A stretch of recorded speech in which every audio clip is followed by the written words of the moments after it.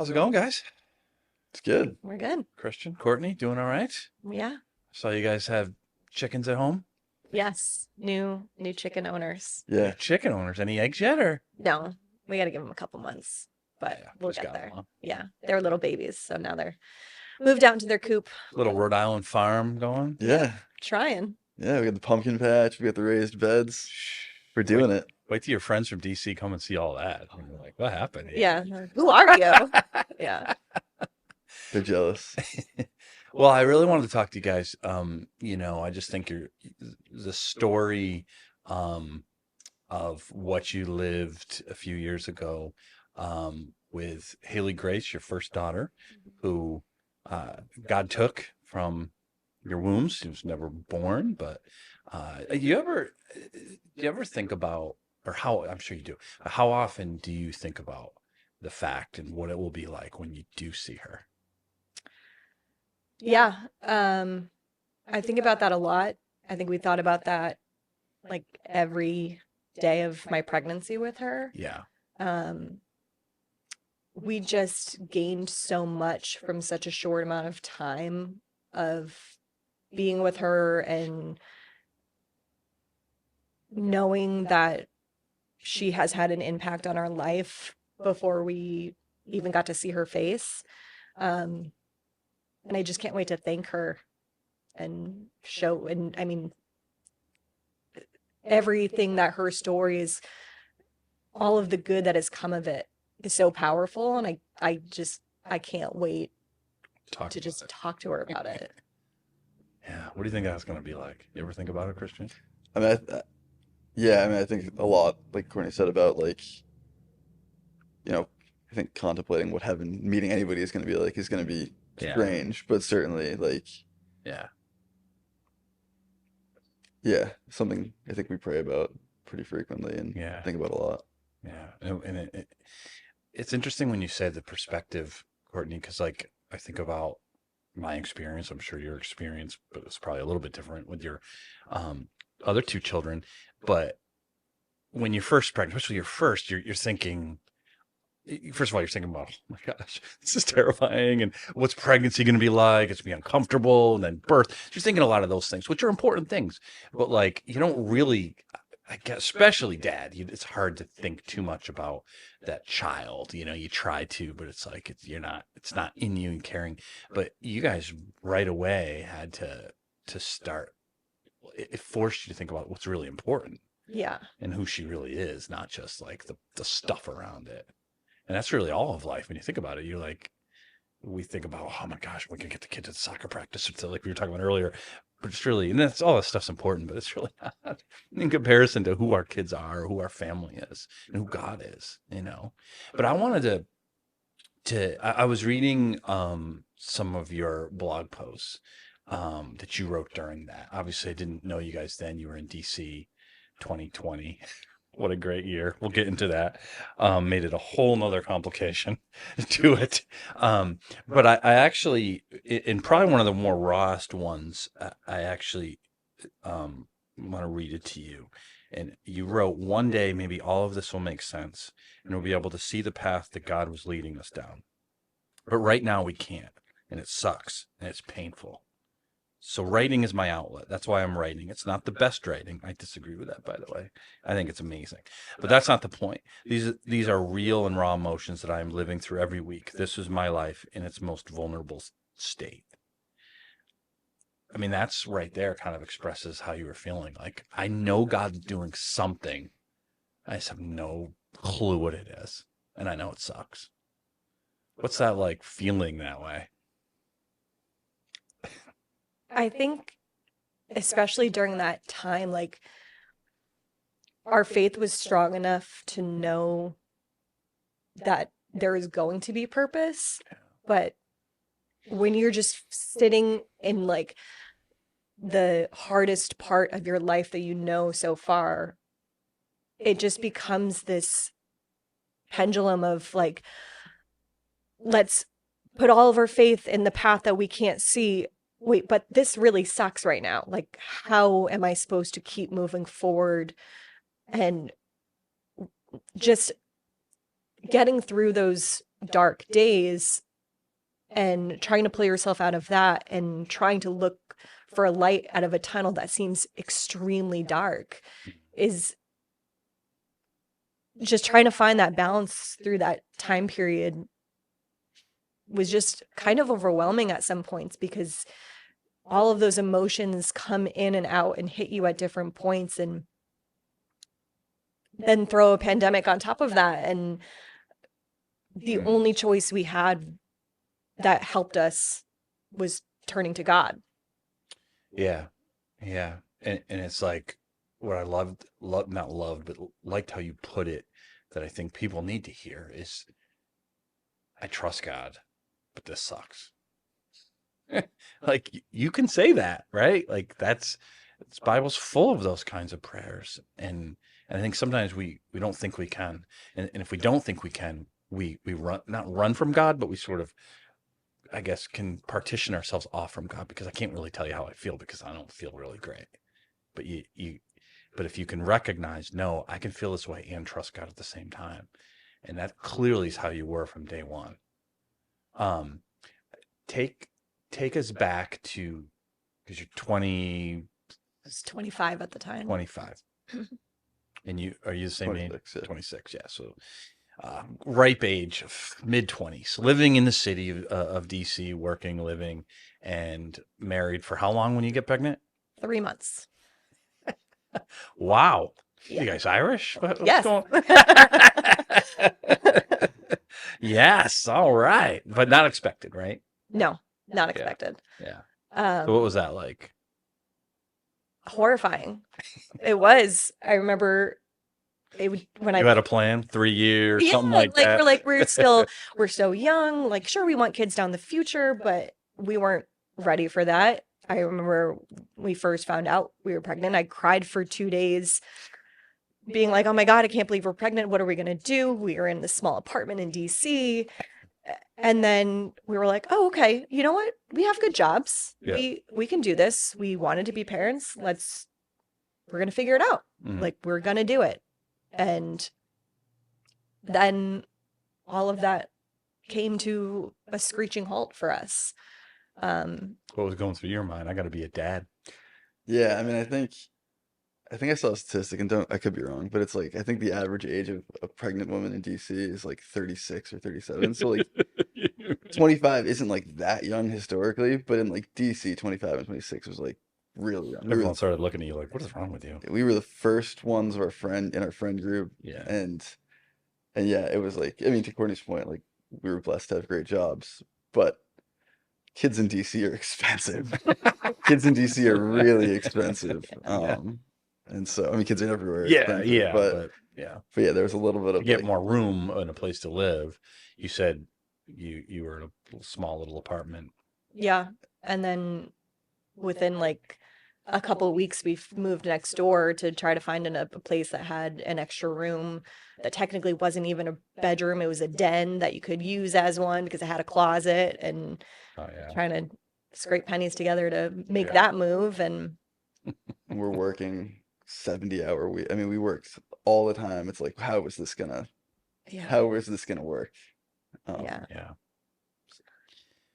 And so you started to get excited. You're like, you got off the initial shock. You're like, you know what? This is actually pretty awesome. Yeah. Yeah. So when did you find out there was something wrong? Like, tell me what happened there. So we had gone to an appointment, like the pregnancy confirmation sonogram, and at that point she was like a grain of rice, but there was a heartbeat, and we're like, wow, this is so great. And we had one for like 4 weeks later to see the progression and everything like that. And it was a 10-week appointment, and we're excited because we're like, okay, after this ultrasound, we'll have new pictures, and maybe we can tell our friends after you're that. At that point now. And we went in, and the ultrasound, we're like, oh my God, it's no longer a grain of rice. Like, this baby actually looks like a baby. This is amazing. Yeah.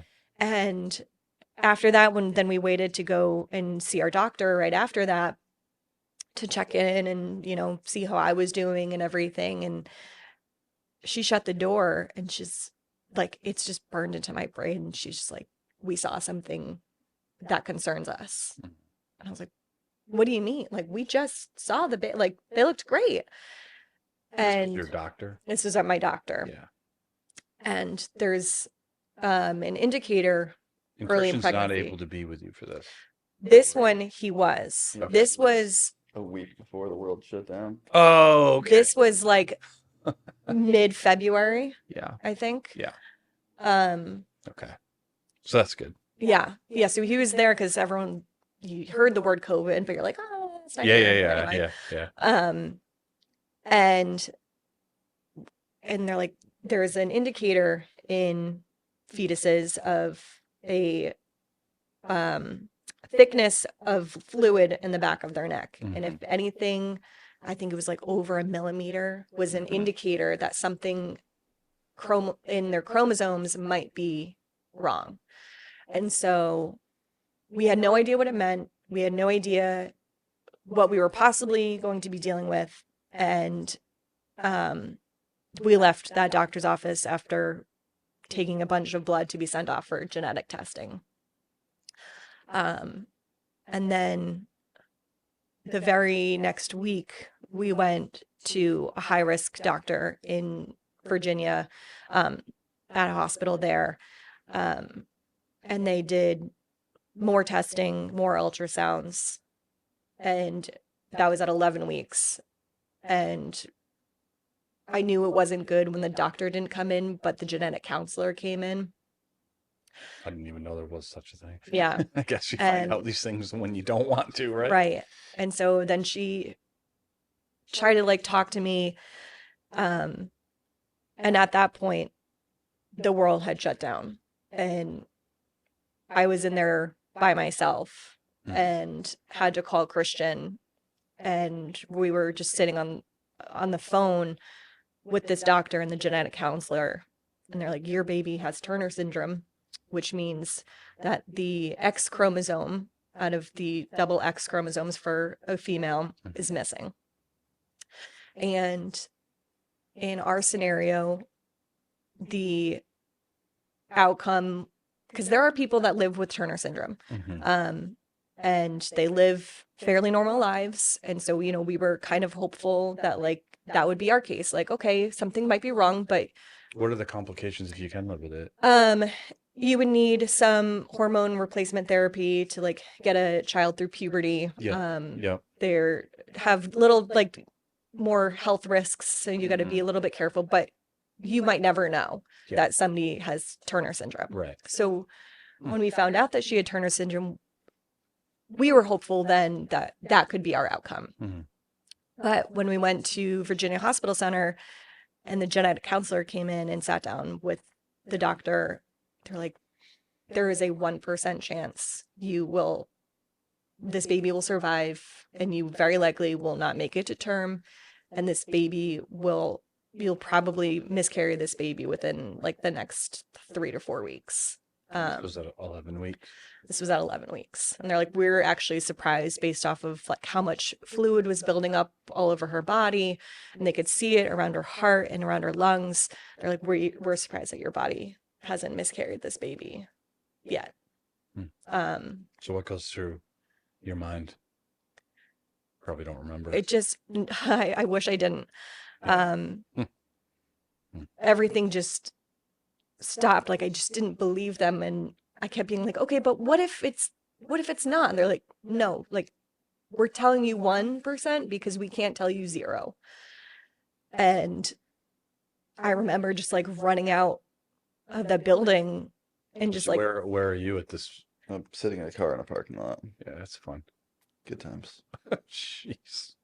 yeah, So you have to go out and you guys just we just cry. Yeah. It was so unbelievable for us because, you know, like we had finally like accepted that we were going to be parents and we're getting excited, and for like the balloon to pop that fast for us, it didn't seem real. Like everybody had healthy babies. Like, what do you mean my baby's not healthy? Yeah. Like, Yeah, I think there's definitely like you don't realize how many people go through losing babies until you lose a baby and people start telling you that they also experience that.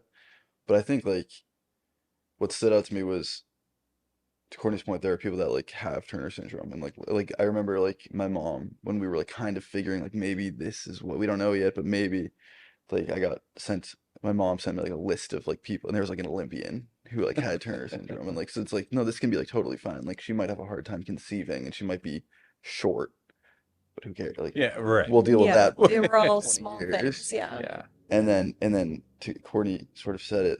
The doctor was like, "No, it's 1%," and I'm saying 1% because I can't say zero. Like you're not having this baby, and we were like, "Well, you don't know that." Right. Yeah.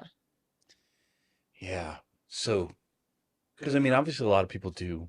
Miscarriage is a whole other thing. I mean, but at the same time, I mean, do you ever think about like not would it have been better or worse, but just how different it would have been if you had just you didn't know any of this, didn't go through, and then you miscarried, which is absolutely horrible, and you grieve that absolutely too. But it's like, but you had this sort of like maybe, and you're carrying a child.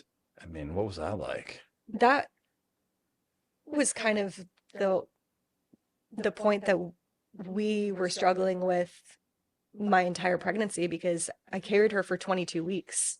Yeah, And that wasn't just a few weeks. no, it was 6 months of pregnancy and you know, going to the doctors and then being like, well, 1 to 2 more weeks, 1 to 2 more weeks, and you're trying to prepare yourself.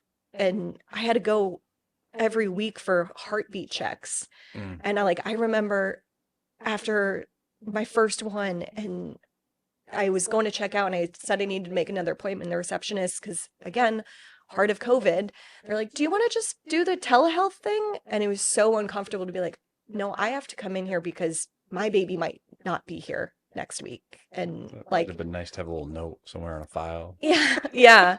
And Ask them this. it was just Yeah. like, it was just such a wild thing. And we struggled with that of like, that was a lot of our prayers of being like, God, if you're not going to give us this baby, please take her, because every day with her, every checkup that she's still here, and we're thrilled that she's still here, but it's going to make saying bye a lot harder. Mm. And then, so we wanted the relief of knowing that she would be home with the Lord versus just wanting to hold on to her as long as possible because it's our child. Of course. So Yeah. hard to strike a balance with that. Yeah, Possible. I think there was always. I mean, I don't know, it's because I'm the guy and I'm not in the room because of COVID or whatever. But I think for me, there was always a lot of like, all right, Lord, show that doctor, like, be the 1%. And I think, looking back, it was probably pretty obvious that that was never the case. And the doctor was in her own way trying to be sympathetic.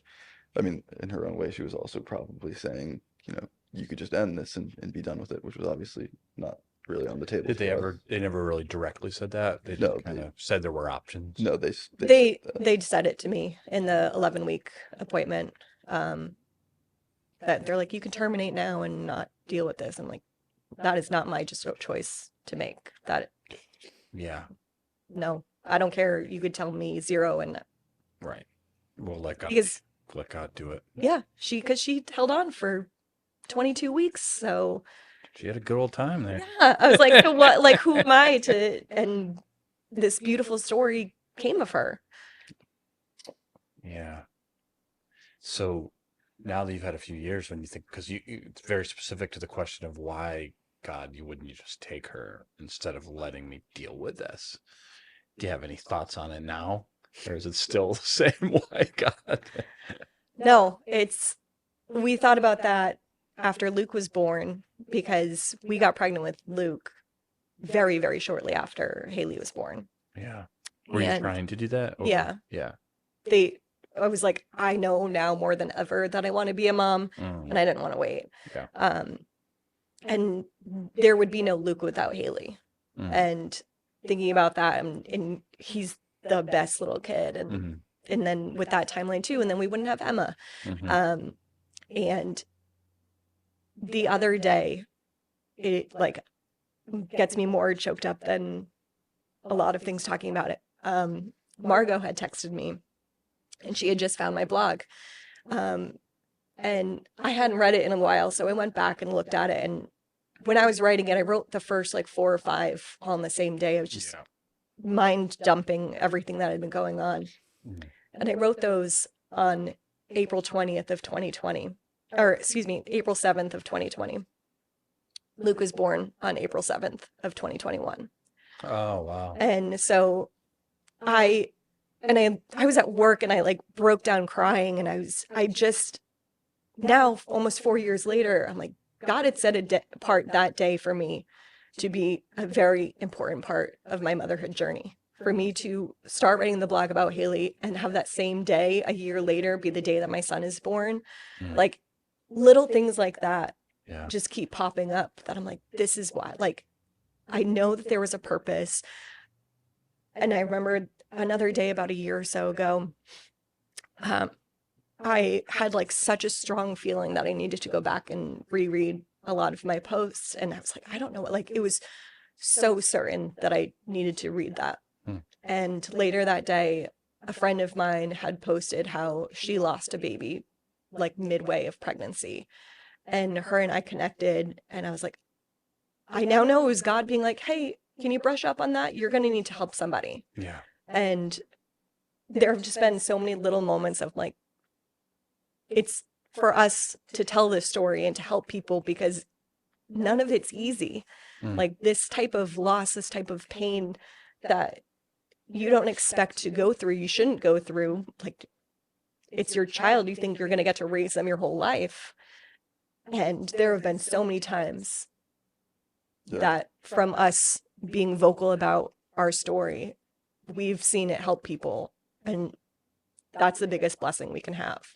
Yeah, I found that with miscarriages, I used to have this Ask show that I did, and I actually had Lauren on who had miscarriage, and it was our most viewed by far. And I think, I think it's because we have this, I'm not taking a rabbit trail of abortion, right? I'm not going to take that on this episode, but we have this weird climate where it's supposed to be okay for a baby in the womb to die, because if not, what does that mean, right? And I think it's weird for people, and like, should I say, like, is this really, am I really to more, like, that's your child, Yeah. right? You feel that child moving, that child is forming, and it has a soul and is made in the image of God, just hasn't reached the point of birth where it's outside of the womb. But I think it's like, do we talk about it? Do we not talk about it? And so I think there's a lot of, and I'm sure you've seen this because a lot of just people hurting and don't know, like, I'm not supposed to be, or I'm not supposed to talk about this because it's not real, or however the world makes them feel. Yeah. And that's a real shame. I think too, a lot of times, and I think this needs to change in culture, like when people have miscarriages, it gets whispered about. Like Yeah. people are like, I'm so sorry. And it should be the same level of grief as anything else. Like say it out loud. Yeah. Like hug that person. Don't Right. shy away. Like it's real pain. It's real loss. And I think we need to give each other more grace. It's not a second class loss. Yeah.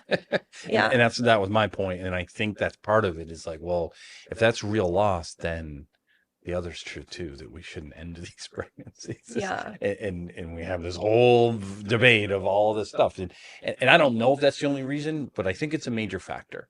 Exactly what you experienced is, I see it all the time, or I've seen it in many cases. And and so having people like you being vocal, when someone says, oh, I can talk about this, this really hurts. Just like if my baby had died, with SIDS, it's the same thing, Yeah, the more you get to know your kid, probably the more painful it is. Your 13-year-old dies, it's even more painful because you've known him for 13 years, but it's still a loss. It's not a second-class loss. Yeah. Christian, with you going through, sitting in your car, knowing what Kortni's going through, that's your wife, that's my kid. Like, what was that like? I mean, I can't even imagine. I would have like felt like breaking down the walls and saying, "Screw you, people." I think there was definitely times of that, and definitely feeling like if this gets to the point where we're like delivering and like, Yeah, you know, they're gonna like, I think that was probably a different conversation, but yeah, yeah, like just sitting on the phone waiting, like, I mean, there was times where Courtney would be like, Christian, can you hear that? And it's like, well, no. Like, can you put the phone closer to like the microphone so I can maybe hear the heartbeat, like, or not the heart, like, I don't want to. So I think it was definitely like, I mean, it sucks, you know, it's what, on one hand, it's like, am I trying to be strong for Courtney? Am I also sitting in this car about to break down and cry? Like, what's the, yeah, it wasn't fun. I don't think it would have been fun being in there either. But I think it certainly wasn't fun being sitting in the car on the side of the road, like outside waiting for pickup. yeah, yeah. Did you feel like, because I know being a dad with a daughter that you haven't held and met yet, right? Like, there's a bonding that mom goes through carrying the dad is. I remember the same thing with my kids. It's like I didn't really feel like I was a father until, but for you, like how are those emotions for you? It's like I know I have a daughter and I'm just as sad, but I'm trying to support Courtney juggling that. I think I think one yeah, I mean I think a big part of it was how do I support Corey? What's my role in this? And I think just in general, I'm probably a guy who's bad about listening and not offering advice, and sometimes I need to be better at that. I think that Courtney would say that's still probably a flaw. That's a Uh, problem in most men. So yeah, I'm with you. but I think, how do I do that? Well, I think at the same time, something I was wrestling with was like, what is the spiritual life here? Like, I think we all can say like, yeah, I know this baby's in heaven, but when you actually start wrestling with like what happens here, Mm, like what does scripture actually say about it? That was, I think, because I didn't, you're right, I did, you don't feel like a dad. yeah, I think a lot of dads will say they don't feel like dads until they actually have the baby. I certainly didn't feel like as much like a dad to Luke until Luke was born. sure. But so I think there was a lot of the like, what does this all mean? Yeah. That I had to navigate for myself, while also like, how do I be strong? While also like, goodness, we're cooped up in this 800 square foot apartment for the next 6 months, and this is awful. That's another thing, right? It's like COVID. It's like you can't really, you're not supposed to be with friends. You can't go to work. I'm assuming, like mostly at home and dealing with this. Like, I had to have felt like a jail cell at times. Yeah, Was church all online? yeah, church was all online. Um, yeah, it was, we talked about that a lot, being like, man, like this pandemic is heavy enough in the world, like just as it is, like there's no toilet paper, there's no nothing, like just like trying to deal with like the reality of that and not getting to see anybody. And then, Somebody's still got a lot of toilet paper in basements. oh, somewhere for sure. But then for us, like we couldn't physically have that support system because we had a great support system of our friends, but not being able to see them and hug them and Mm. lean on them, that was really hard. And credit to our friends, they did Oh, a lot of like, we would go for walks, standing 6 feet apart while we walked no. down through a park. Then gradually became 2 feet, and like, what Right. is this? Yeah. But We all did the same thing. they definitely did try and be there for us, but it is Yeah. like there's only so much you can do when you're stuck inside, or when you're like, not supposed to be close to people. But because I remember reading somewhere in one of your blogs, Courtney, when did you tell people? Because you were at the point where you wanted to, but then you hesitated on. So we had a core group of our really close friends that we leaned on them really early on before we even knew anything. Like we were just too excited to hide that with them. My advice to people is always you tell those people that you would want to know if something does go wrong. Yeah. Then you should tell them, right? Because that's the whole point. Yeah. Just maybe don't put it out on social media where I was in a pregnancy. It's like, Yeah. Explain this, right? So you had your close Yeah, friends so you they told. they knew. How And many then about people is that? Like, so there was like 4 of them, Yeah. and then our families knew. yeah. But then as we got further on, and that was when you would just have Zoom calls with your friends and like Well, weren't those fun? yeah, to catch up with people. Netflix watch party. Yeah. Oh, jeez. And I just remember like Christian and I sitting and it was just so uncomfortable to be like, guys, we have to tell you something. Like, we're pregnant, but like, couldn't let them go, oh my God, because Yeah. you had to cut them off Yeah. or they could get excited and then trying to explain it all and relive that, which is why I think too, I started the blog. Like, it was really therapeutic for me to be able to write everything down. That was just a Was that really good just on a outlet. blog site people could go to? Yeah. Okay. Yeah. I was just like, can I keep these words somewhere online? And the first thing I found, and then because telling people over and over again of the constant updates was for my mental health, like I couldn't keep doing that. So whenever I would write and I would just post it, I'm like, here's the latest. Mhm. That way I could just keep people in the loop of what was happening and save my own mental health. Yeah, and I bet that was really helpful because in reading those, you really were able to give people not just medical updates, but updates on how you're doing. Yeah. And some in person, you're not always going to do that. With your Yeah. closest friends, maybe, but you can just be tough. I'm strong. I'm good. I'm fine. I'm dealing with it. And you are, but you also have this whole thing going on that if your friends see that, they're like, we got to be there for you. Yeah. And they were. Yeah. Yeah. Did you wish you had told people sooner? Looking back?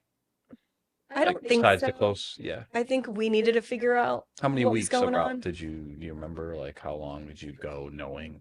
I don't I think remember. when I told like publicly 14 weeks. I mean, maybe before that, 13. Yeah, maybe 13, It wasn't 14 too weeks. long. No. Yeah, it wasn't too long. Yeah. Yeah. Well, there's only so much people could do. Email you, text you.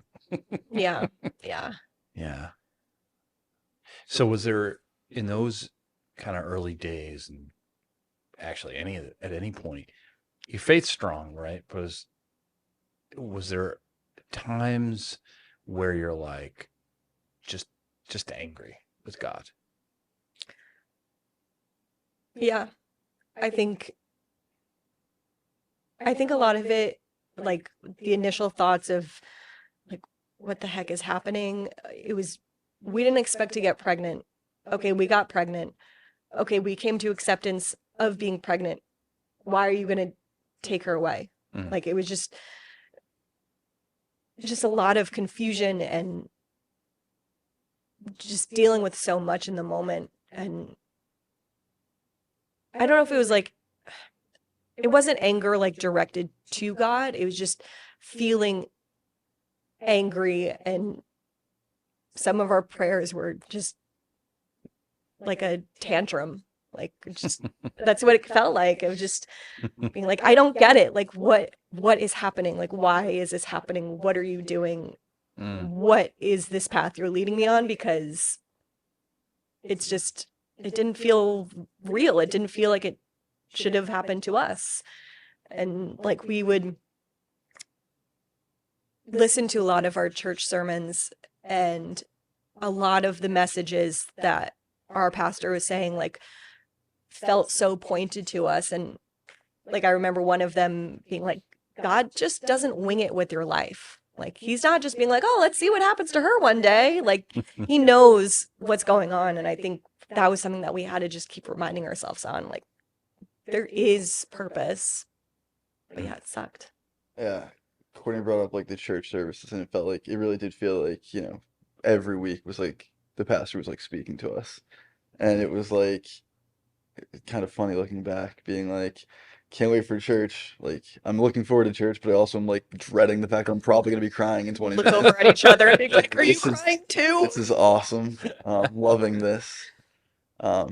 So But yeah, I mean, I think to your question, I think it was a lot of like, what the heck? Like I didn't want this. Like I wasn't trying to get pregnant. Yeah, You exactly. got okay, so Yeah. we're here now. I'm on board, and now I don't get to be. But now you're also gonna make this drag out for 3 months. Mm. Like I think it was a lot of I don't know if it was anger, but it was definitely like Exasperation. what's the deal here? Can we just make a decision and be done with it? Like Yeah. I can't see what you're doing, and it's ticking me off. Yeah. Yeah. Every week, heartbeat check, sitting in the car. You got to go in. And it's just like, what are we doing? Hmm. Oh, man, that must have been when you prayed those prayers. Did you, um, how did, like, say you're praying like a tantrum prayer, as you said. Do you remember how you felt after that? Did you feel like, oh, I'm feeling a little bit closer? Or did you just feel like God's just, it's like, I feel a distance. So a lot of people will explain it that way sometimes, like a, almost a coldness that they feel sometimes in those moments. How did you Yeah, feel? I don't think I felt a distance. I think I knew that like I wouldn't survive if I didn't fully put my faith in whatever God was doing. Mm. So I think it would feel more like, okay, got that off my chest. And then I'd be like, okay, I'm okay right now. And I'm probably going to come yell later. But like, it was just in those moments, like, that was the only thing we had that we could do that we knew was also the right thing to do. Mm. And yeah, I think it would just feel like I got it off my chest. Yeah, I think the opposite of feelings further apart actually. Like Yeah, I you think felt closer. closer. Like because I mean I think there were points in my life where I was certainly taking some grace, taking advantage of grace and not, nurturing the relationship with God the way I should have. And certainly, at points in my time in DC, you know, job was the cool, like I was focused on my job and everything. And, that can be on the back burner. And I think even if the prayer was a little whiny, even if the prayer was what the heck, like I was talking to God more than I had talked to God in years. Mm. And it was like, I, even if I didn't know what was happening, like I knew like God was in my life in a way that he hadn't meaningfully been, he had always been there, but I wasn't taking part in the relationship Mm. the way, the way I ought to have been. And certainly it definitely, as much as it stunk, it brought me closer, Mm. in my faith and made my faith way more real than it previously had been. Yeah, so it's like God used that to, like he often does, his hard times to bring us closer to him. Yeah. Because you're like, before I was relying on all these other things. I wasn't really, but I thought I was. Yeah. Now you're like, there's nothing I can do about this Yeah. at all. Yeah. In that particular time, were there any scripture, like you said, some sermons, any verses that stuck out to you, or anything that you remember? Yeah, Jeremiah 1:5 was like I was reading it like daily. Mm. Before I formed you in the womb, I knew you. Mm. That one like stood out because that was going back to like my previous comment about like what really happens, like Yeah. what I have to wrestle with, what this baby really is now. Like that one was a big one. Yeah, it's one thing to cliche say, like you said, but you know, and that's why I asked you, like, if you thought about what that's going to be like, because I've had that question many times. All right, I have a baby, or I had a miscarriage, and like, is she a baby in heaven? Like, and I'm like, obviously we don't really know. I personally think at some point they're at the prime of life. They're not a baby. Whether he allows them to grow, I mean, like we just Yeah. don't know. But I do think you interact, and they're like we're all, because I mean, I hope I'm not like 90. If I live to be 90, that ain't gonna be me in heaven. I hope not. New Yeah. body. I don't want that, right? So we're all kind of that's how. But it's all conjecture. So you're thinking through all of those things. Yeah. Yeah. And I think we read 2 Samuel 12 a lot when David loses his baby, and how do you deal with that? And David's way of dealing with it, like, well, why would I fast anymore? Why would I cry anymore? Like, Yeah, he was so upset the whole waiting for the baby to die. They were so worried. Yeah. So worried when we're going to tell him. Yeah. And he gets up and give me some food. Yeah. Yeah. And I think those. He says, I will go to him. Yeah. Yeah. He will never come back to me, but I'll go to him. Mm. That Psalm 139, you knew my unformed sub before you knew my unformed substance. See, I brought the Bible so that I could quote it, and then I don't even do it. Yeah, quote it accurately. But yeah, I think those three. I mean, there was more. Yeah, of course. But those three, I over think, and over again stood out a lot as like, okay. And so do you think that's because of your work? Like, I really need to know yes, that Haley's okay. Yeah, 100%. I think that was definitely like it's easy for me to say like, yeah, your baby's in heaven. But then when you're actually wrestling with it, for me, that was definitely like a struggle at that point. And so knowing, like reading over and over and over again, like God knew this baby long before we knew we were pregnant. Right. God knows this baby today. God knows this baby long after his plans with us are done. And like someday we'll go there and we'll get to meet this baby. And to your point, I have no idea, like, yeah, will I recognize, like, because when Kortni alluded to it, when we finally held Haley, it wasn't good. Yeah. I mean, yeah, it was beautiful. Yeah. In a lot of ways. She had these perfect lips and this perfect nose, but everything else was pretty rough. Yeah. And I got to imagine that's not what she's running around having. That is not what she looks like. I'm confident to say that. Yeah. Any verses at that time for you? The second Samuel one. Yeah. Like, I think for me, my struggles were more of trying to cope, Yeah. like myself. Yeah. And so, just being like, okay, there's nothing else I can do. Like, I will see her again. And like, so those types of verses, and it's funny, Christian and I were like literally just talking about those today. But yeah, I think I just needed that reassurance for myself of like, we'll get through this. I will see her again. There are a lot of bad things that happen, and there's a lot of stories of that in the Bible, and being able to see all of those examples and the coping that those people did. And it's okay to cry, it's okay to feel upset, but then it's just like, okay, like she's got it better than we do right now, so what's to be sad for? Yeah. And remembering God loves her more than you do, which is weird. Yeah. Always weird for any of our kids, but he does. So it's like, okay. It's not like he's like, well, roll the dice here, or just see what happens, or like your pastor said, wing it. Like, that's not what God does. Yeah. He loves her too much to do that, and he loves you that much.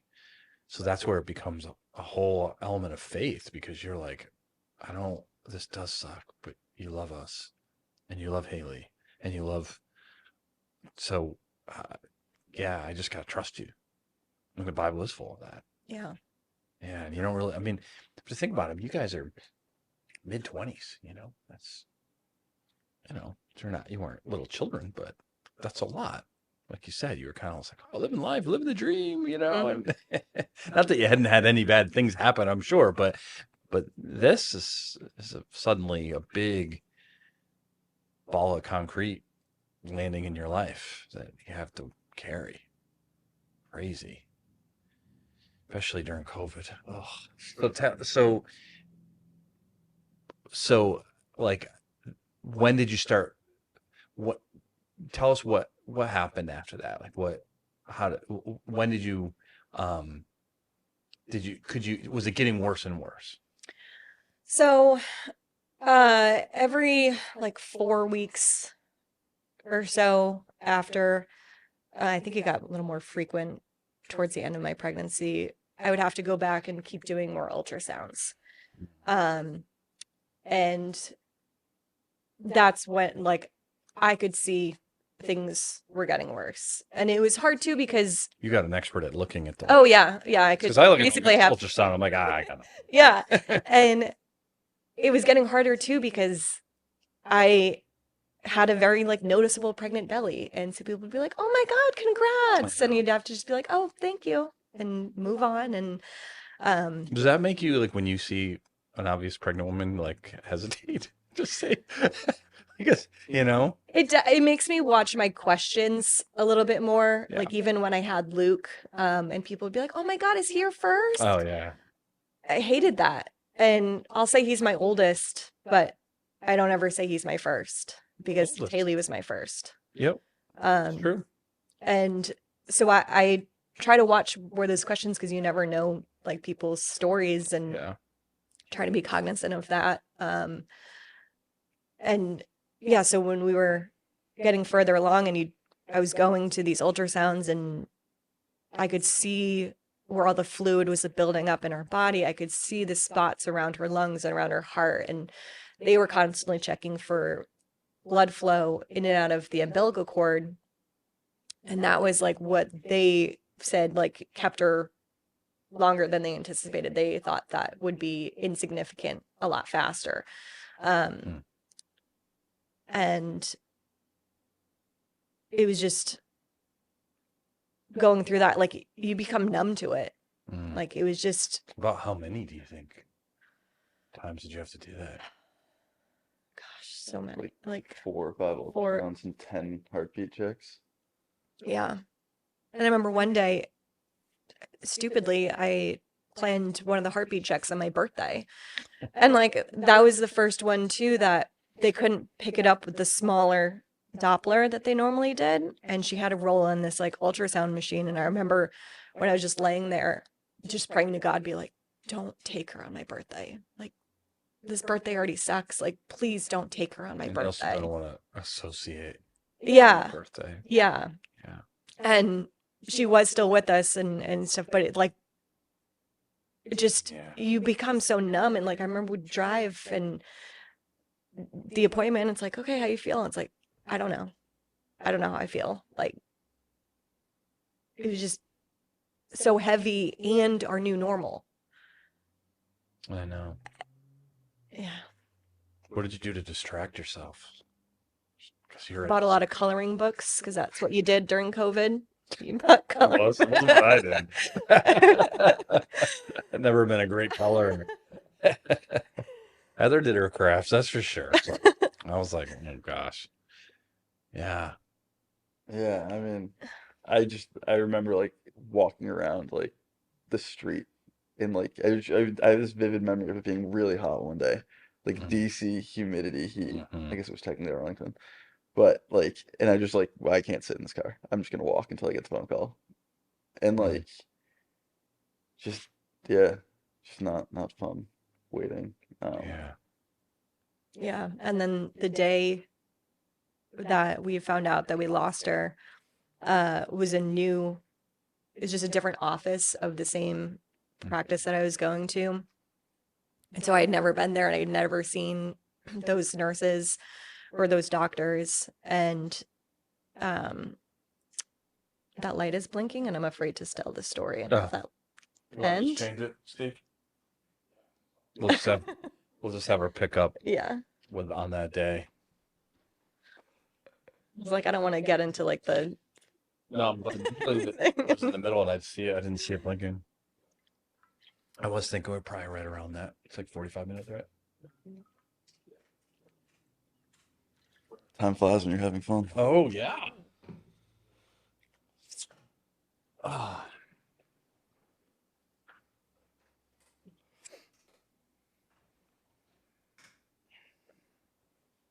Kelsey and Roberto texted us arguing amongst themselves about what the best Skittle flavor is. The people that are babysitting our kids at this moment have a group chat with us and they're arguing between themselves. because none of us are responding. Yes. Do you have an opinion about that, Kortni? Skittles are a terrible candy in general. I don't know. I like combining yellow and purple in a bite. That is very specific. That was super specific. Wow, you have thought about this. Wow. I was just Which gonna one is say the like main red, flavor? you know? Yeah, wow. That was weird. Yeah, Skittle. I've never seen you eat a There's something Skittle. about Skittles that doesn't seem like that's real food. Oh, it's not. Yeah. I mean, there's obviously sugar in there, but then it's It's just like Laffy Taffy with a shell. It's good. yeah, and it makes your tongue feel like It burns. somewhere. Yeah. It's like almost like the sour kind of. Yeah. Yeah. Are we good? All right, good. Okay. All right, so So take us back to that day. Yeah. So the day that we found out that we lost Haley, we were in a new office of the same practice that we were going to. And so I didn't know any of those nurses. It was a new doctor. And I remember getting in there and them doing the heartbeat check and not being able to find it. And that night before, I remember sitting on the couch and we were just like watching TV, like just hanging out, just the two of us. And I got extremely anxious and like started crying. And then Christian's like, what? Like, and I'm like, I don't know. Like, I just feel the whole weight of all of this right now. And it's just, I feel so anxious. And then when they couldn't find her heartbeat with the Doppler, they went and brought in the ultrasound machine. And I remember like I didn't even look, like I just stared at the ceiling. And I was on the phone with Christian and they were like, I'm sorry, there's no longer a heartbeat. And just like crying out to Christian to see if he had even heard the doctor. And like knowing in that moment, I'm like, I know that I knew that she died. I like. So take me back to the night before though. So you have that anxiety. Did it go away? It did. It was like, I mean, we sat together and it did pass, but it was spurred by nothing. Like, Mm-hmm. and So do you remember kind of going to bed and thinking anything like that, or you're just like something? It was, I don't think until I found out that she had passed, I'm like, that was it. Yeah. I knew. Yeah. But I didn't know that I knew. Yeah. And they sent out a nurse to go find Christian so he could come up because they were not letting any, like you had like go through like 3 checkpoints of forehead temp things and all this stuff before you can get in. So they sent a nurse out to be able to bring him right back. And like, he just came in and we just hugged each other and cried. And then when we left, we had to wait for a call to figure out what time we would go to the hospital to be induced because I was 22 weeks pregnant. Like you had to birth the baby. Yeah. So was there any sense of relief? It's over, or was it just straight out loss? And then was there guilt over feeling relief if you did? Yeah, I mean, I don't know if it was. Yeah, I think it was okay, this is done, but it wasn't. No, but right. You still had that to do. There, it felt like there was. Okay. Not. Yeah, I mean, I don't know if I felt guilt over that yet. I don't think at that point I felt guilt yet. I think it was just like so much adrenaline at that point. Like we'd been waiting to hear that. And then like them actually telling us, I was like, oh my God, like, wait, what? Like you'd been telling me for 12 weeks that this would probably happen. And then now it finally did. But like, that was still, when we didn't go to the hospital till the next morning to go be induced. And it was 2.5 days before she was actually born because my body like wasn't reacting to the medicine to induce my labor. Is that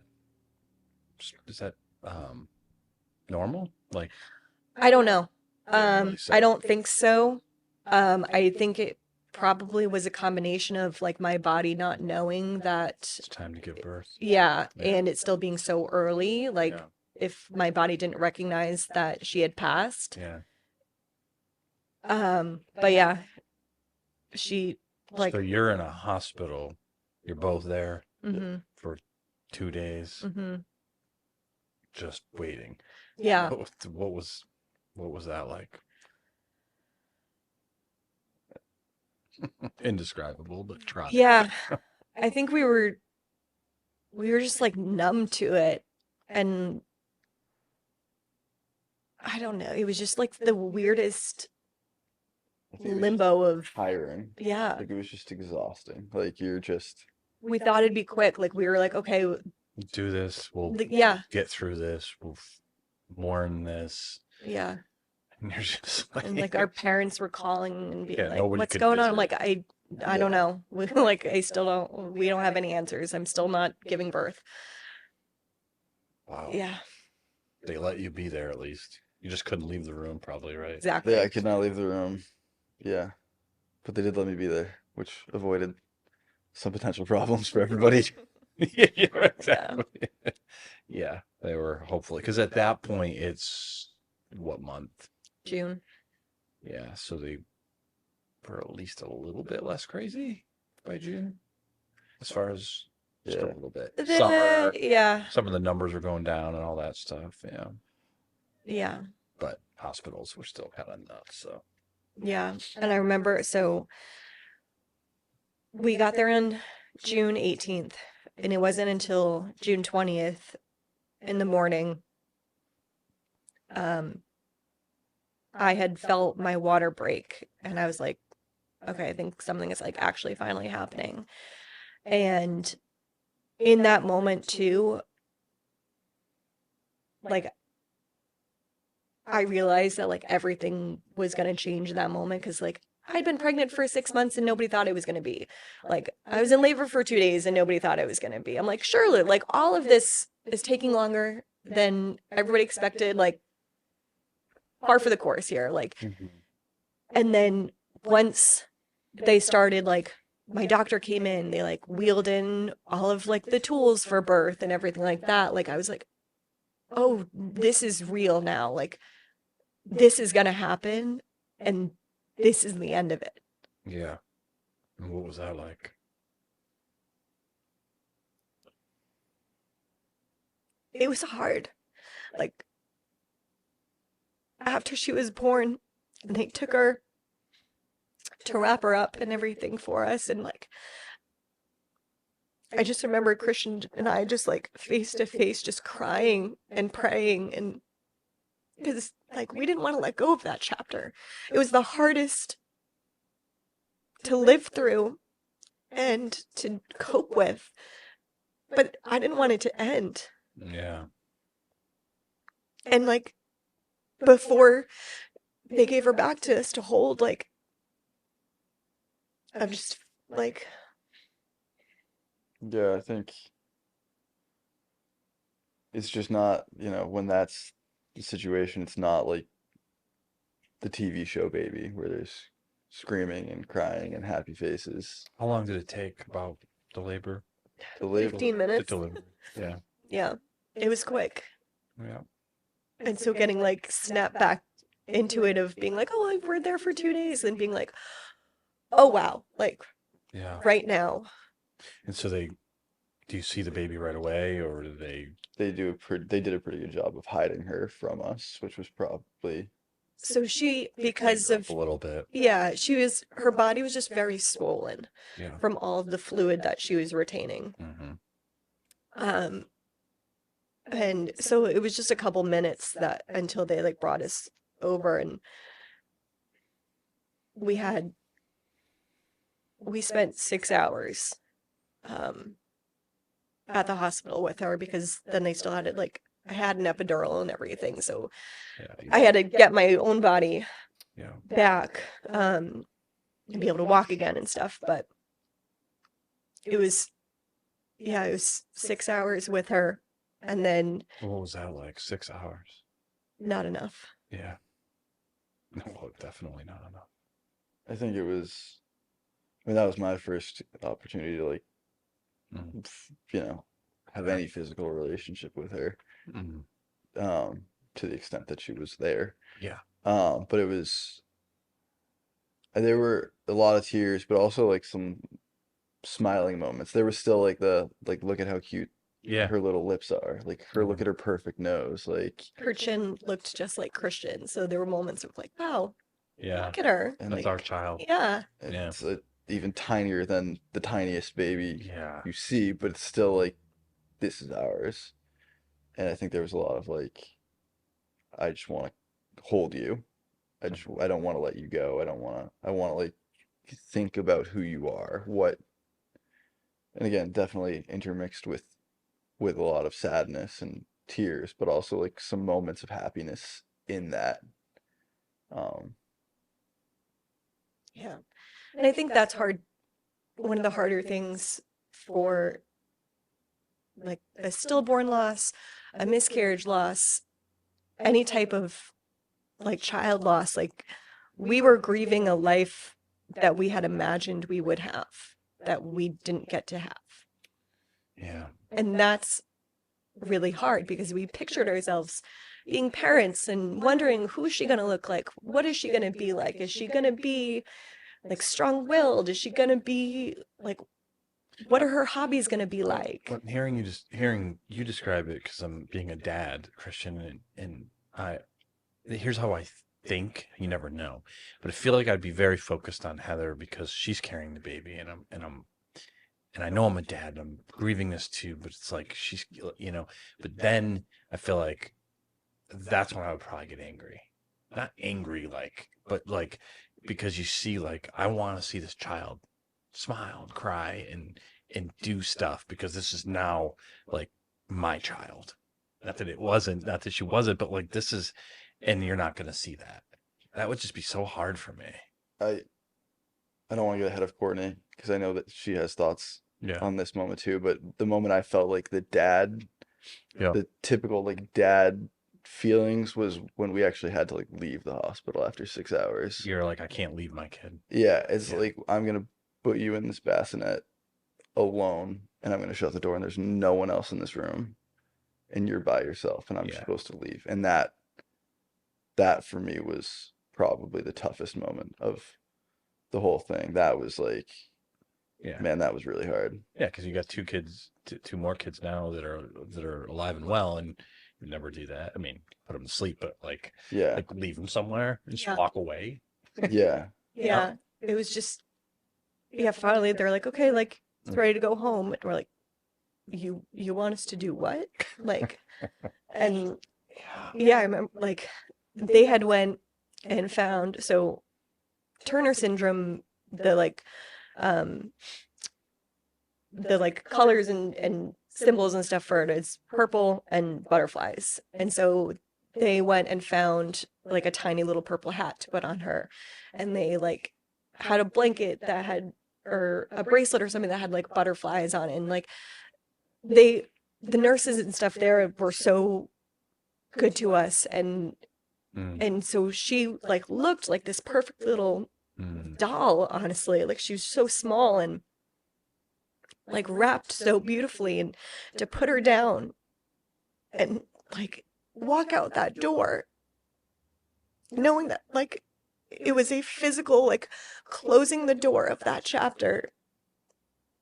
And like they still did the silly like, oh, we have to put you in a wheelchair to get down to your car. And I was like, I just want to walk out. Like Yeah, when you I don't get to leave holding my baby. Like I want to at least walk out on my terms. And like, you're never supposed to meet your baby and say goodbye in the same day. No. I mean, like, I remember going home and hating being home and not pregnant. Thus Luke came. Yeah. Yeah. Yeah. Did you do kind of funeral or anything like that, or what'd you guys do with that? We didn't. It was hard because no one could come anyway. Yeah. We, all of the babies in that hospital, from any like miscarriages or stillborns that, they cremate them, and there's a special spot in a cemetery in Alexandria that all of their remains get placed. And so we've gone and visited, and I think just like knowing that there's a spot that like we can relate back to like her being there is comforting, but at the time it just didn't feel like the right thing for us to do. Yeah, especially like I said. I mean, you got to do what you got to do, but like those are some really strange times Yeah. with with any kind of funeral. I did a few. It was like, you can't sit near each other. You got to wear masks. I was like, what are we doing? Yeah. It's like 8 people. They're the same family, and then there's funeral homes had that rule. So I could see where you're just like, that's not going to be helpful. This is the whole idea of doing that, is having a bunch of loved ones and friends and all that, you know. Yeah. So at that time, what's the prayer life like? Does it get better? Does it get worse? Was it the same? Was it more numb? What was it like? I think fairly shortly after that, our church had started to open up again, 6 feet apart, masks and all that. Yeah. But it had opened up. There was some ability to be back. And I remember emailing our pastor who,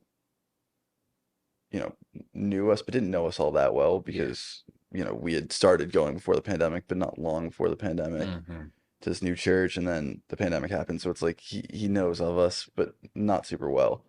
And I just emailed them and I was like, hey, this just happened. Mhm. I just needed to say, you've been such a spiritual blessing. We feel like you've, just God's been speaking to us through you, every Sunday. And I just, had to say thank you. And That must have been so encouraging to him, because speaking into the stupid camera as a pastor, it's like, who the heck's listening to yeah, this? So it must have been, I mean, hard for him to hear, but also to know. so we show up at church at 9 a.m. the next morning or whatever, that Sunday. And we've got the masks on and everything. And he immediately beelines over to us. And I'm like, I wasn't even sure you were gonna recognize me, man. I know you know who I am, but with the mask and everything. And he's like, I made sure I knew what you looked like on Facebook, and then I found the hair. I found your gray hair. On the hair. And he was like, you're never gonna believe this, but me and the wife have a babysitter today and no plans tonight. And I'm like, you're right, I don't believe that. He's like, you're coming out to dinner with us. And so I do not think that just was random. No. But he took us out to dinner that night, and it was just it was, you got to get more involved in small groups. You got to do this, that, and the other thing, and we're here for you. And Keep yourself busy with things that are going to feed you. Yeah. And so I would say that was a good part of getting more involved in church again, and certainly I don't think, I wouldn't say the prayer life or I wouldn't say it didn't regress. I think we've certainly only gotten closer to the Lord in the months and years since. But yeah, I don't know if I answered your question. Yeah, you did. Anything what did I miss? What about you, Kortni? Yeah, no, I don't think it So now you're grieving. I mean, you're obviously grieving those weeks, because 1% could be 0%, but you're also not, because she's still there. Yeah. But so maybe it's equatable to having a loved one on hospice or something. You're like, well, we're not grieving yet, but you're preparing for grief, I guess. Yeah. But still, it becomes really real at that point. And so did that change your sort of how you're talking to God? I don't think so. I think during the pregnancy, it was more of what are we doing here? Why it almost sometimes felt like torture of keeping me pregnant and stuff like that. And I think after she was born, I came from a much more grateful place of realizing how much I gained from that pregnancy. And after the first couple of days of just feeling heartbroken of everything that happened, I think it was just okay, thank you for giving her with us for 22 weeks. Thank you for letting us be in a position that yeah, it took 45 hours for me to give birth to her, but put my body in a position where I could birth her and we could look at her and see some of the amazing features that she had, and things started to feel lighter as we got just a little further away from it and could reflect back on that. I assume you knew quite a few people who aren't believers. How are your conversations around this one, when things open up a little bit, or coworkers or people who aren't necessarily in your church, but but people who maybe don't have the same faith. How did you navigate that conversation, or did you? Because I mean, they're probably like, how are you even functioning, right? I think, I don't think we ever really, I think because when I put out what was happening in our lives, the like first things were like, we know there's a plan, we don't know what it is, but God's working. Yeah. I don't think we ever opened the door for people to like ask or like be like, what do you mean? Like, how can you still believe in a God if he's putting you through this? So I think because we were so forward with our faith through this, that we didn't have many conversations. Did you like find that. there was ever, or even since then, an opportunity, not necessarily to witness, like share the gospel, but like, I mean, that's a pretty good testimony, right? That you guys actually grew closer to God through such a horrible thing. Like, is that possible if it's not real? I mean, I think it's just that, like, because of Kortni's blog, because of the fact that we've talked about it, so many folks I think we're a lot of folks, maybe not first, but first few calls. Like, I've gotten plenty of calls from friends that are like, hey man, like, this is happening and I don't know what to do. Or like, this is happening and like, I haven't told anybody yet, but like, I'm panicking. And I think that's my opportunity. That's been an opportunity to be like, I found a lot of comfort in Jeremiah 1:5. I found a lot of comfort in this verse or that verse or this story. Or like, have you read 2 Samuel 12? Like, I know you might not be a believer or you might not be thinking about this right now, but like, this is where I found my comfort. And I think that's certainly been an opportunity just because, in a large part, Kortni was so vocal about it that everyone kind of knew it, that we've just, for certainly a lot of my friends, been like, I don't know who else to talk to about this, but I know you went through it, so can I talk to you about it? Can you imagine going through that without your faith in Christ?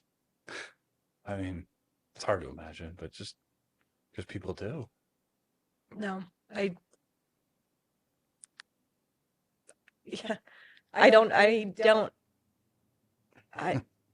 mean, I think that's why you see people turn to substance abuse and things like that. They Like gotta numb it. It's too painful. Yeah. And your marriage got closer through it. Yeah. I mean, you weren't married all that long.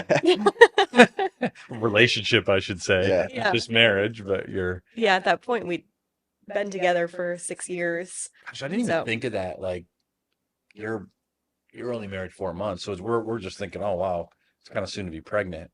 Those are kind of soon to be locked in an apartment with somebody for It's also- pandemic. locked into an apartment, going through that. Yeah.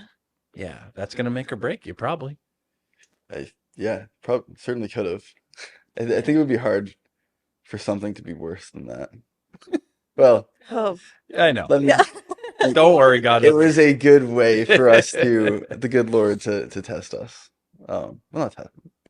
Can we cut this? I hate that. It was a good way for us to learn. Yeah. Sort of like to be pressure tested. You mentioned that verse, or the line from that sermon earlier about Yeah. You can't reshape metal without applying a little heat. And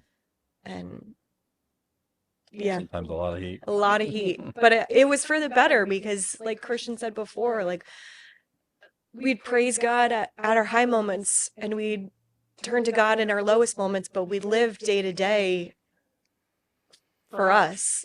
And I think this was the wake up call that we needed to be like, whoa. And it was of just being like, this is not up to us. Like, our lives are not ours. God has planned them out. We need to be better, do better, turn to him more. And since then, like, we've never looked back on that. Like, we recognize how much we took for granted without giving God the praise that for everything that he has done. And yeah, this is 4 years, and I don't think our relationship with God is ever been stronger. And I wish it didn't, I wish I had a stronger relationship with him prior to this. But if this was going to be the kick in the butt to get me there, then so be it. It might be your answer to why, right? Yeah. We don't really know, but it's certainly an answer. Like, you're a better mom, better dad, better followers of him. Mm-hmm. It can do so much for others because you went through this. Yeah. And you know, I always say to God, why can't I grow through good times? And his answer back is, ask yourself, not my fault. Yeah. It's because of you, right? But it's just true for all of us, even though. But it is true. You said praising God in the hard places and times and seasons. Not necessarily that drastic, but even the other hard seasons. There's something really beautiful about it. And it's something I think it's like being a child yourself, because we're always caught up and worried about, right? Like, okay, I got to do this, and I got this stress, I got this. But it's like when you're in that moment, it's like none of that. It's like, oh, like, and you're just like, you're just with God, like he's your dad, and you can just be two again and just be like, I don't know, help. And as hard as that is, sometimes it's like, it's just beautiful. You know, in those ashes, you know, the beauty from ashes, like they say, you know. So then you get pregnant with Luke 4 months later, not even. Yeah. Well, was a good way to cope too. Yeah. But so were you, I mean, well, I guess you're pretty good at getting pregnant. You got pregnant when you weren't trying. So, Yeah. you know. So what was that like, though? It must have been a mixed emotions, right? Like, this is so great, but terrified. What if this happens again, or something like it? It was. Is there? I mean, I don't know anything about Turner, so is there like? It's not a genetic thing just sort from. of like I a was roll just of dice type thing. Gotcha. It's So there also- wasn't that fear. It's also like a huge percentage of miscarriages that occur they think are probably attributable to Turner syndrome. They just happen way earlier. Yeah. So it never gets to the point where we're talking about Turner syndrome. It's just you had a miscarriage early. Yeah. But I mean, yeah, the fear was, it wasn't fun it was never fun going to ultrasounds again. That like image of, Was it the same place? It was, which it was good and bad It's a good way to because saying. we're like, look, we're back. But like, This just like time. PTSD of Yeah. like sitting there going, oh God, I hope everything's okay. And Were you like, able to go at this point? at this point I was able Okay. to go. we'd been there so many times too that they're like, hey, you're back. So, but it was really amazing. The doctor that I had there, she was so kind and so passionate, and she was so happy when we like went back for like our second or so ultrasound, and she's like, this baby looks great. And like you could tell like she was happy for us. And like after Luke was born, like I sent her a card with a picture of him being like, look, like you were with us with our lows, and look, now we have a beautiful baby. And yeah, but it was scary, and it's like doing all of the genetic testing again, and you don't realize, because there's so many healthy babies that are born, like you don't realize like how many things could go wrong, but you also take for granted all of the amazing things that go right. Yeah. Like, Oh yeah. They everything- care less of it than they used to. yeah, Medical and there's things that you'd lose several babies sometimes, moms, you know, and it's like, man. But so praise God for that. But so as you're going through the pregnancy and Luke is born, obviously it's so joyous, but is there also still re-experiencing a little of the loss? yeah, I feel like after he was born and stuff, and we'd be having like these beautiful new moments as a family, that like Christian and I would catch ourselves being like, man, I wish Haley was here. Yeah. But we couldn't have both. And because of Haley, we got Luke. Yeah. So, Yeah.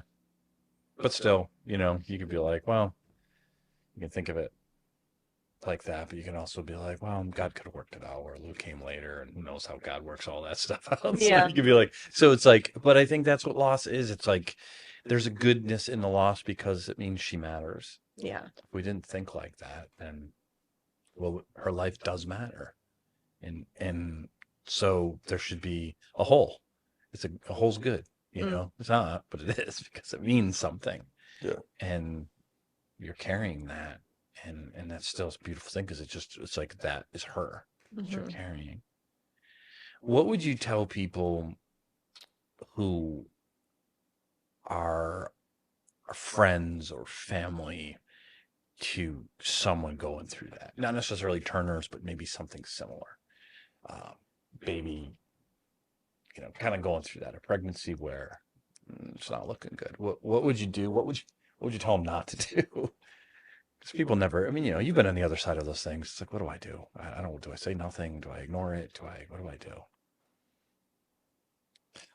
I mean, I think finding an outlet for you was so important, and it gave you an outlet, but also it gave you an opportunity to like minister in some small way to a lot of people that ended up needing it. Putting meaning behind it. And I think, I mean, people have like texted us just being like, people have texted me like, hey man, like my wife's found your wife's blog. Like it meant a lot to her. Like, and so I think like, don't be afraid to talk about it for you. And I don't want to put words in your mouth, No. but like I didn't have those 22 weeks. I probably can't, I would say, listen to your wife. Like stop trying to offer solutions. I did, and it didn't help. I mean, pray, read, like don't go through a global pandemic at the same time. Yeah, avoid that if you can. Yeah. If you can. We're all going to try to avoid that. Yeah. Yeah, I mean, and just support. If you know somebody going through it, just be a support no matter like what that looks like. Like for us, our friends and our family did everything for us during that time, and like I will never forget that. Like of the friends that brought us food, friends that donated to Turner Syndrome foundations, and everything in between. And I texted my friend the other day because when we were in the hospital and like we didn't realize we were going to be there for so long, like I didn't bring some of the toiletries that I was like, oh, well, if I was here for 2 days and I knew that, I would have like packed. And she drove out to the hospital and like left a bag at the front desk for us that had like snacks and toiletries. And in that was just this little thing of chapstick. And I still have that chapstick. And I think about her, and I think about a simple action of just bringing me chapstick when I was in the hospital. And I I took a picture and I texted it to her, and I was like, I think of you every time I put this on, and it stays in my nightstand, and I use it every night, and I think of you, and I think of that small action and how much it meant to me in a very low point. And so like little things like that, like it's got to be. Don't keep it to yourself. Yeah. I think that's the problem, right? It's like you don't want to make someone more upset, but I don't think you're really going to. Yeah. I mean, yeah, don't ask a bunch of questions, maybe, unless you're wanting to talk and it's clear that someone wants to talk, fine. But if let them lead. Yeah, jeez, I don't know. Just kind of like, what do you need? Yeah. It can be the way to do it. It wouldn't matter what the situation someone's going through. Yeah. Yeah. So you decided to move back. How come? Because I was pregnant and we lived in an 800 square foot. We can't do this. Yeah. Yeah, the market was behaving weird, and we weren't sure we were going to afford a house in another year, and we wanted to not be in an apartment in DC anymore. And once it was clear that Luke was going to be healthier, we just wanted to be closer to family and have a little space. And yeah, DC was getting weird at that point. Everywhere was weird at the end of 2020. Yeah. Yeah, you had riots going on too, all that stuff, man. Yeah, so you're like, let's go back to Massachusetts. It's consistently sort of awful, but not terrible. Yeah. Get some land, a few extra bedrooms. Yeah. Couple chickens. That's good. Yeah. And now you have Emma as well? Mm-hmm. How old's Emma now? She'll be 2 in August. Yeah. She's already full terrible 2 age, but so that's a beautiful thing too. You get to hold a second daughter now, Yeah. Luke was born, and that's one thing, big thing. But now it's like there's a difference between a son and a daughter. They're no better or worse, but there's definitely a difference, Yeah. I think it would have been, especially for dad. yeah, yeah.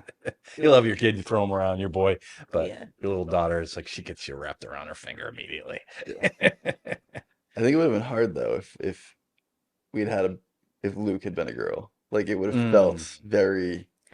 Yeah. I would have been worried of like not replacing, but like Yeah. filling a gap that was meant for Haley. Yeah, I'm very grateful that Luke is the boy. God, it's like God knows what he's doing, huh? Yeah, imagine that. Yeah, no, that's a good point. I hadn't thought of that, but yeah, things you don't think about till you're going through them. He waited, gave you a very different sort of experience, and then Emma, yeah.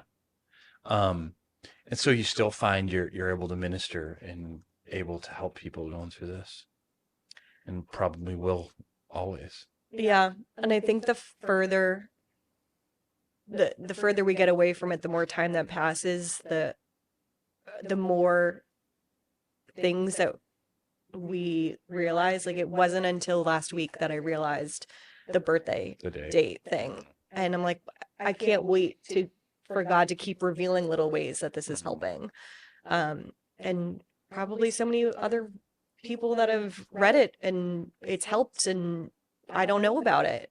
Yeah, and that can live forever on the internet, and yeah. just We'll definitely have to share the links for those with the podcast too, so Yeah. people who want to read those. And hopefully this will be another way more people will be calling you now. Yeah. But we're also like, we're not afraid to talk about it and relive it. And Well, I really appreciate that, because that, people need help, and you really didn't have, I mean, you had great help. You had great friends, obviously, and family. But like because of COVID maybe too, it's like having people who've actually done it. That's really helpful to have someone like, I know you're thinking this right now. Oh, yeah, you read my mind. yeah, Yeah, because I was you, yeah, That's something that I can't do for something I haven't experienced. And that's beautiful when God, and I just thinking in terms of when you were talking about the night before and how you felt, like, I don't even know how to describe it, but it's just such a powerful testimony of we're not just this flesh and blood, like creatures, animals, like there's so much more to us that God has designed for you to know that as a mom, and just like there's just so much we don't know about it all. yeah, That's confusing and beautiful all at the same time. And it's just, you want people to realize, like, you're not just living this life of eat and drink and go do your job and die. yeah. There's so much more to it, Any last sort of, we covered a lot, so I don't expect there to be, I'm not asking you to come up with but anything that you feel like we didn't cover with the journey that God did, or Anything we miss? No, I mean, I think we covered it, but I just think it's remarkable how much growth I've seen in us and in our ability to I've just seen so much growth come from it. And like, I think there's a lot of times where it's like, well, I don't know why God did that, but it's like, I can very clearly say, like, look what's come of this. Yeah. And I don't know that everybody always gets that from their tragedies, but I certainly can say that I did. And I'm grateful for that aspect of it. And it's hard, and it'll take time for people to be able to adjust the lens to want to look for the good that God has done through tragedies. But there's always something. You just need to want to be able to see it. Yeah. And you still have those moments, I'm sure, where it's just you're reliving it and crying all over again. Yeah. Yeah. Yeah, it doesn't go away, but you have to choose to see the light that the Lord's doing because of that work. Mm. And that's not always easy. That is a choice that you need to make, but it's worth it. Mm. And I'm sure you've thought about sharing this with your other kids someday. Yeah. When they're old enough to share that, that'll be tricky and Yeah. Yes, tricky. Right got now, some good books out there now. yeah. Now we just see the butterflies that fly by, which is a symbol for Turner syndrome. Yeah. And we're like, hi, Haley. Yeah. And like that. We'll cross that bridge when we get there when they're older. Yeah. Well, I really appreciate you guys coming and telling your story. And I know, like you said, you've been obviously doing it from day one. So, but Christians, not me. Let Kortni say it. She's more eloquent than I am. I Thank agree. you for having That's us. okay. Yeah. That's, because it's dad's perspective is very important. Very important, because it's similar but different too, that experience, So, yeah, well, hopefully this helps people and we'll get more business for you guys to be there for people, and minister. That's what it's all about, right? Yeah. Yeah. We're ready. Cool. We'll go collect some eggs. Yes. We'll bring you some. All right. Thanks for being on, guys. Thank you. Yeah.